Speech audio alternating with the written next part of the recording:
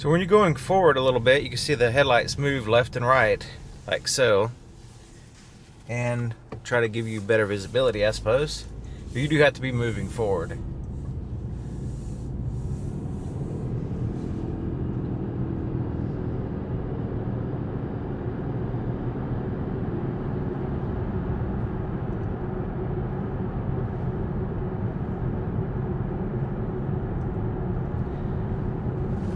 So you can see the cutoff has a slight shadow on the oncoming lane to avoid blinding oncoming drivers. You can see that little shadow there, hopefully. But you can see that the low beams are still going pretty high. They're adjusted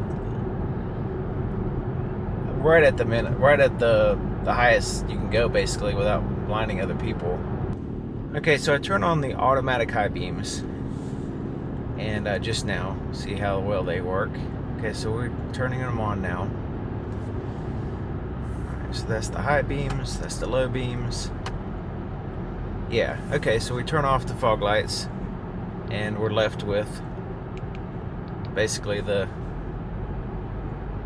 when the high beams turn on, we're left with just the high beams, just those two projectors.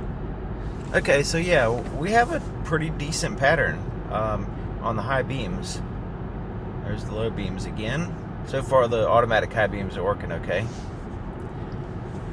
Alright, okay, yeah, that's good. Okay, so, yeah, I think what it is, the pattern is actually pretty good for just two projectors. Overall, the brightness is a little bit lacking, though. Yeah, I mean, I can see the trees. The pattern actually, I mean, it does a pretty good job with the pattern. It's just the brightness. The brightness level is just a little bit lacking. Not really a big problem. It's not like these are bad headlights or anything.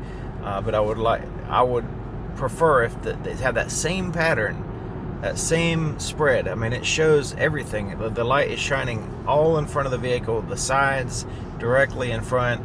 It's just the brightness level just seems to be lacking, and that's usually the case when you have a single projector trying to do both the low and the high beams, because there's only so much light apparently they can come out of these projectors, and they're trying to spread it out all over the place, which that pattern is well done. It's just just the brightness level. So if it were to have two projectors, one for the low, one for the high, they can add additional light and get those high beams really, doing good. It's just it has a good pattern. It's just the brightness is a little bit not as good as I would prefer anyway. And I do actually have the brightness on my camera turned up a little bit, so they might actually look brighter than what they are. So keep that in mind. Sometimes, it looks like super bright headlights on the camera, but in order for you to see the pattern, because if I were actually to film this the way I see it, then if you're looking at your device, like if you're watching this on your phone or something, you're not going to see hardly anything. So I have to put the brightness up a little bit higher so you can see the pattern, you can see the cutoff, you can see how it interacts, you can see how the light, projects onto the road and all that stuff.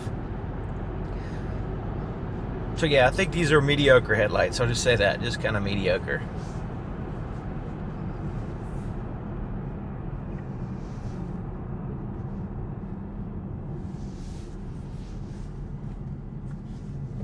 Now the movement of the low or the high beams, they move. For me, it doesn't add much. It doesn't. In the place I drive now, some people on certain roads and certain situations seem to like these type of headlights that move left and right. They just don't. If the light was brighter, I think it would actually be better than the movement of the headlights, because it already fills in everything in front of you anyway. So that slight movement is not really.